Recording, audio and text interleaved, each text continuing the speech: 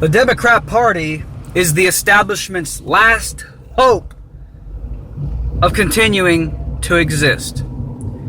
See, the establishment always disguised itself within the Republican and Democrat Party. There really never was any difference between the Republicans and the Democrats for many decades now.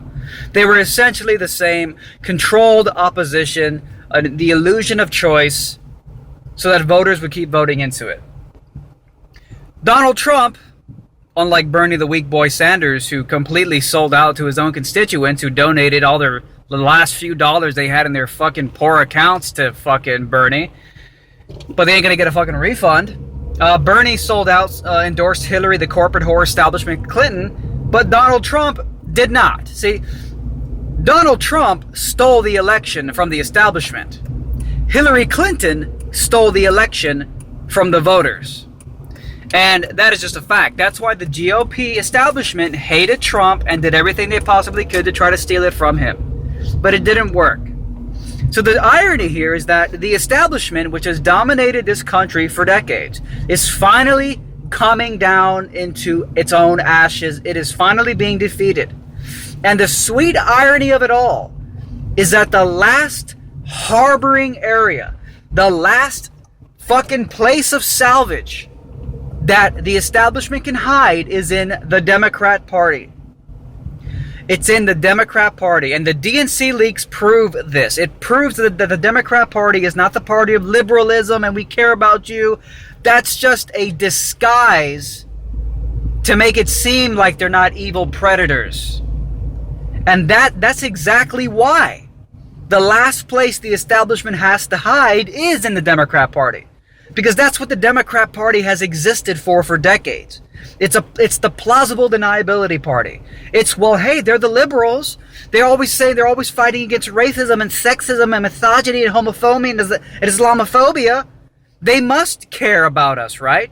They must be the good, well-intentioned party, right? But that turns out to be the biggest scam. And the DNC leaks proves this.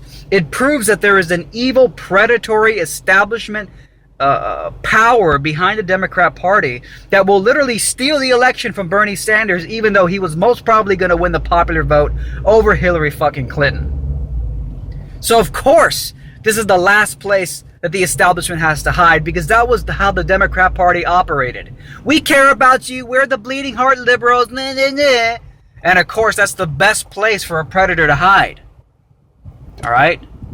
That's the best place for a predator to hide. And it's sweet irony that the Democrat Party, the DNC this week, the Democratic National Convention, is going to be full of uprising. It's going to have way more protest and instability than what you saw at the RNC last week. The sweet irony, ladies and gentlemen.